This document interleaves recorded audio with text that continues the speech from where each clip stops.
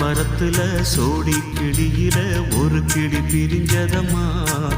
அது சாமம் வரையில பார்க்க முடியல, மறுபடி அது வருமா? ஆல மரத்துல சோடி கிளியில ஒரு கிளி பிரிஞ்சதம்மா. அது சாமம் வரையில பார்க்க முடியல, மறுபடி அது வருமா?